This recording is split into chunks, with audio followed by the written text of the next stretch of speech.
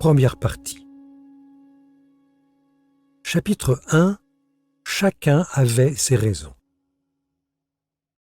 Dans la famille, dès le début février, la perspective du pèlerinage Pelletier occupait tous les esprits, ceux des parents qui souhaitaient maintenir la tradition comme ceux des enfants qui, chaque année, tentaient d'y échapper.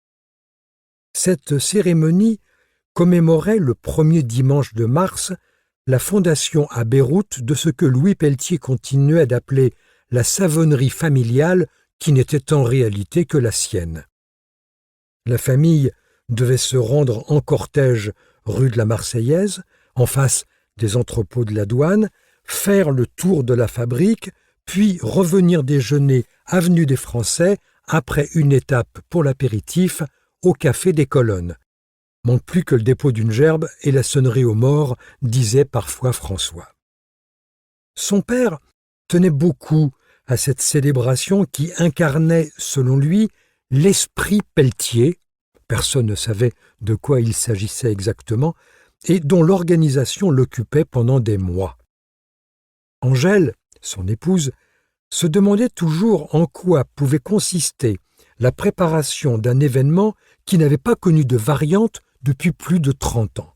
« Tu ne peux pas comprendre », répondait son mari. Angèle comprenait très bien. Cette commémoration traduisait l'ardente aspiration de son époux au rôle de patriarche. Il avait de tout temps essayé de fabriquer des traditions familiales avec de petites circonstances et n'avait jamais eu la main heureuse, c'est le moins qu'on puisse dire. Lorsque les enfants vivaient encore à la maison, ses propositions d'un conseil de famille semestriel, puis d'un voyage annuel aux ruines de Balbec et même, plus modeste, de sorties dominicales au Gaumont Palace avaient toutes rapidement capoté. Aussi s'accrochait-il avec l'énergie du désespoir à cet anniversaire de la savonnerie, allant jusqu'à payer le voyage de ses enfants qui tous, maintenant, habitaient Paris.